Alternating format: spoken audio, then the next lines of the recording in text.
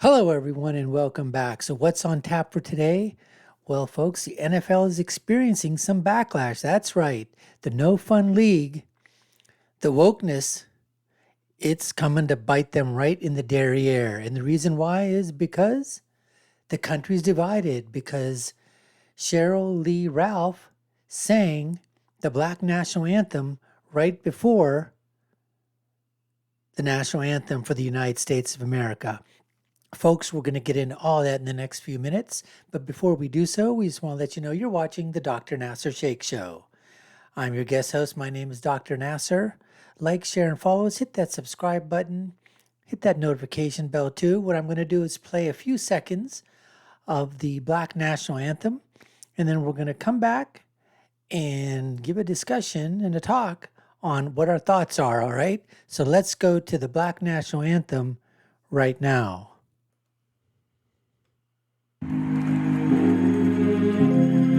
Lift every voice and sing till earth and heaven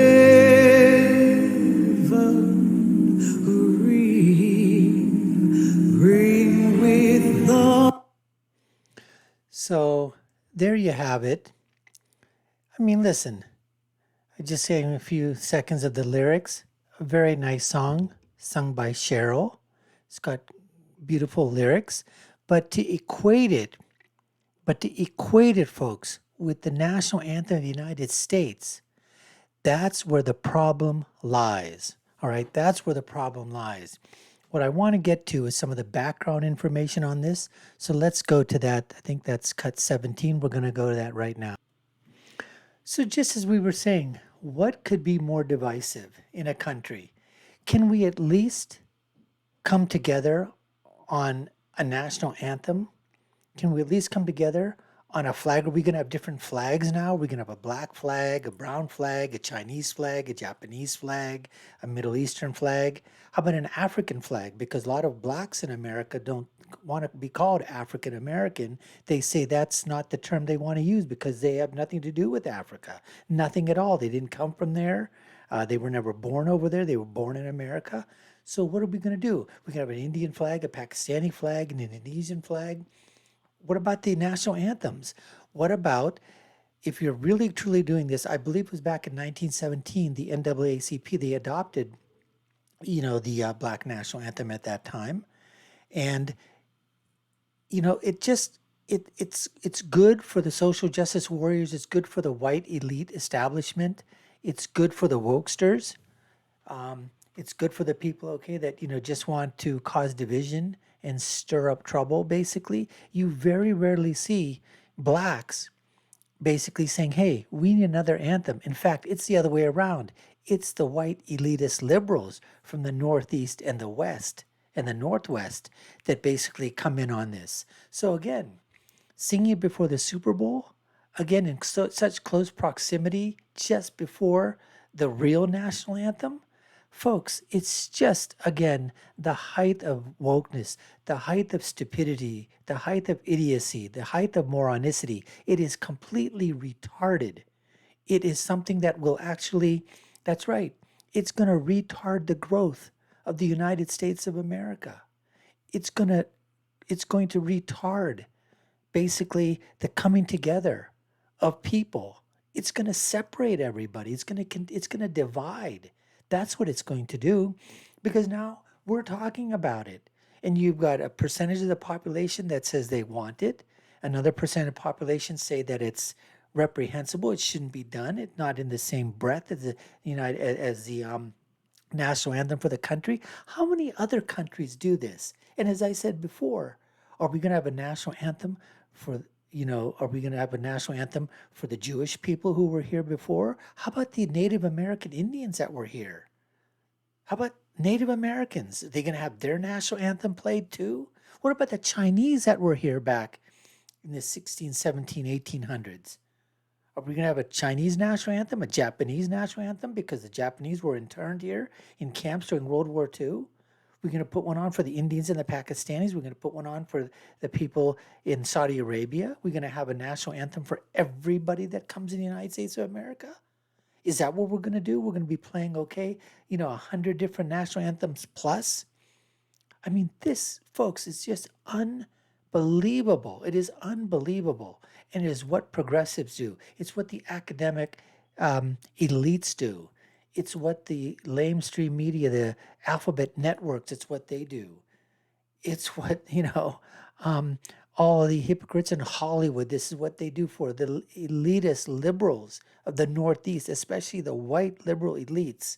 This is what they do, folks, to foment this kind of disunity among people. Instead of trying to come together on one song, one symbol, the flag. No, can't have it. Can't do, the Pledge of Allegiance. Got to change the Pledge of Allegiance. Got to change, the Ten Commandments. Got to change this. Got to change this. Got to take this out. Got to put this, take God out of it. Do this, do this, do that. It is unbelievable. Let's see what some of the wokesters on the Twitterverse were basically woking when this thing was going on here. So let's go through this here. So, as we said before, NFL brought in actress Sheryl Lee Ralph, 1905 tune, Lift Every Voice and Sing. And this was 123 years, I think, to the date that the song, they said, was performed in public, for the first time. And she came with her X jersey. I have no idea unless that's Malcolm X. I'm not exactly sure what that has to do with anything. But she said, it's no coincidence that I will be singing the Black National Anthem, Lift Every Voice and Sing, on the same date it was first publicly performed 123 years ago, back in February 12th of 1900. Happy Black History Month. I'm telling you what, folks, the NFL, Roger Goodell, that clown, the No Fun League, as the acronym appropriately is, these guys are so freaking woke. The only reason they're not going broke is because people still love football. And I think they were compartmentalize this and shove it to the side and still grumble and complain, but they're still going to go back for football in the end. And that's the only thing that's going to be the saving grace for the NFL, folks. That's the only thing. Now, here's, they said this, what is it? Gerald A. Griggs on Founders Day of the NAACP. Thank you for singing James Weldon Johnson's Lift Every Voice and Sing. All right. So there you have it. Let's see here. Ed Krasenstein. Looks like another white elite liberal. This is the Black National Anthem that the Republicans are so outraged over. It's called Lift Every Voice and Sing, and they want it removed from the hashtag Super Bowl. They can't stand it being taught to kids in school. Whatever you do, don't retweet it. It might upset GOP ears. Listen, folks, you want to go ahead and tell children about the song and let them sing it in school, that's fine. You want to give them the history of it, that's fine. But teach the children what the national anthem of the United States is so they're proud of that song, and they can also be proud of this. But to equate this to be the national anthem of the United States, that's wrong.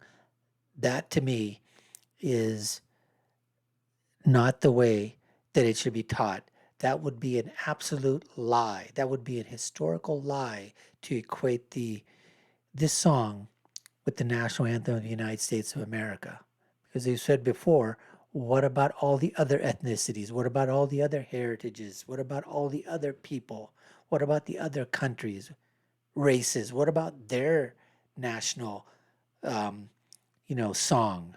What are they going to do? What is going to be their song that they decide to say, hey, we want our song to become the national anthem? Who's going to decide which song we're going to choose from? And it says there's another one from Franklin Leonard. There are a bunch of folks in their feelings about how much better Lift Every Voice sounds in the national anthem. Franklin, I think, simmer down, okay? Simmer down. SIMR, acronym, stupid, idiotic, moronic, retarded. Simmer down, fella. Heather Barmore, following Lift Every Voice and Sing with the tomahawk chop is America in a nutshell. Ayo, ayo, ayo, ayo. Tomahawk chop, tomahawk chop, chop, chop, chop. That's for you, Heather. Then middle-aged pixie dream girl. Keep on dreaming there, honey. Use that pixie dust. Don't snort it too much. Don't snort it too much. Lift Every Voice is a better song than the Star Spangled Banner. Yeah, I said it. And we have another woke, white, liberal elite who happens to be a woman. Oh, imagine that. Imagine that. Then TV Fanatic says Sheryl Lee Ralph performs Lift Every Voice and Sing with two black quarterbacks playing and Rihanna heading the headline the halftime. This is really the blackest hashtag Super Bowl ever, and I'm glad I get to witness it. Can we just basically say that we're watching a freaking damn football game? Does color, does race, does ethnicity, does identity politics, do they have to enter into freaking sports? Can you guys just shut up and watch a sports game without injecting politics into it? Unfreaking believable. Then, from the Hillman Files, Sheryl Lee Ralph looked and sounded amazing singing the Black National Anthem, Lift Every Voice and Sing during the Super Bowl pregame show, which happens to be 123 years to the date when the hymn was first publicly sung. Someone's probably going to look that thing up and go, ooh, you know what?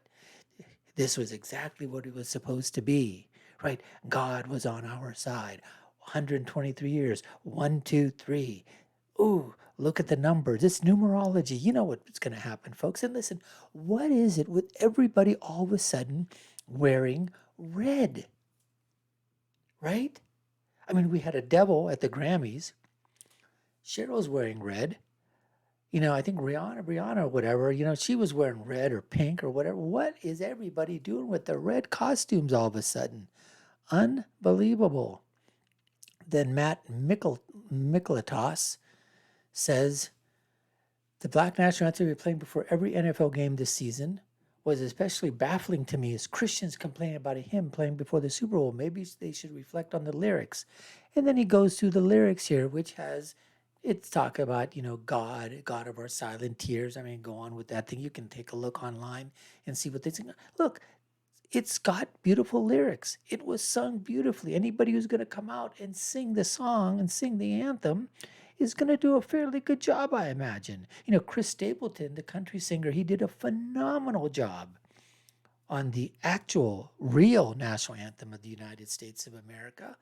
But it has nothing to do with Christianity or Judaism or Hindus or Muslims or, agnostics or atheists or anything like that.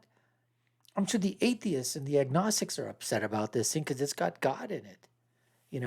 It's just the fact that we are mixing in color. We're mixing in, racial identity into a freaking sports event where that should have nothing to do with it. It should be the best of the best.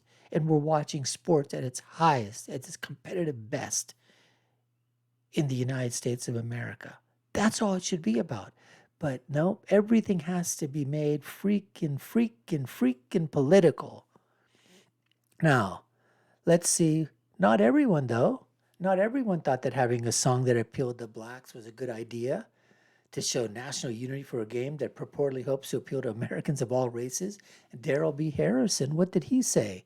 He happens to be black, and he said, the NFL is making a huge mistake, in my humble opinion, by having lift every voice and sing what has traditionally been referred to as a black national anthem sung at the Super Bowl. What more divisive message could be sent than to suggest we're a nation of two anthems? And as I said before, why not 3, 4, 5, 6, 7, 8, 9, 10, a dozen or more anthems? Why not? It's supposed to be diversity, inclusion, right? Equity, DIE, die. Is that what we want to do? Do we want the national anthems to just basically die? Is that what we want to happen? Average Gamer says, and I agree, it's pretty racist to have a black national anthem, but not one for any other ethnicity. There you go. And then Jan Holloway, our national anthem, the Star Spangled Banner, is just that, national. We don't need to separate ourselves onto tribalism, flattering ourselves with the notions of our own moral superiority. Be proud of the race you are, but be united as a country, starting with the national anthem. Absolutely freaking true. That's exactly what we should be doing. All right. So, as I said before, folks, it's sports. It's not politics. It's not race. It's not ethnicity. It's not heritage. It's sports. And when I watch my sports, I just want to be taken away and swept away by the event. I don't want to be talking politics. Look, I don't want to be talking conservative politics. I don't want to be talking liberal politics. I don't want to be talking independent politics. I don't want to be talking about Republican or Democrat or left or right. The only right and left I want to know is where the football is going and where the players are going. If they're going to the right, they're going to the left. Man, that's the only right and left I care about when you're announcing the game, right? Take everything else out of it. Take politics, ethnicity, race, culture. Take it out. It's football. It's his national pastime. It's one of the national pastimes of the United States of America. Leave it the freak alone. You guys are going to end up making the NFL. I hope it doesn't happen. We don't want the NFL to go broke because white liberal elitists want it to be woke. Anyways, folks, we appreciate you taking the time to watch. You've been watching the Dr. Nasir Sheikh Show. I've been your guest host. My name is Dr. Nasir. We'd love for you to subscribe to the channel, hit that notification bell, like, share, and follow us. You know what to do. Put down your comments. What do you think? Do you think 2 national anthems or more is divisive? Or do you think, you know what, who cares? It's only for a few seconds, a few minutes, and then that's it. It's over. It's no big deal. Let us know in your comments below, and I'll leave you with my final thought, which is, when you're right, you're right, and when you're left, you're wrong. We'll see you again next time, folks. Take care and stay safe.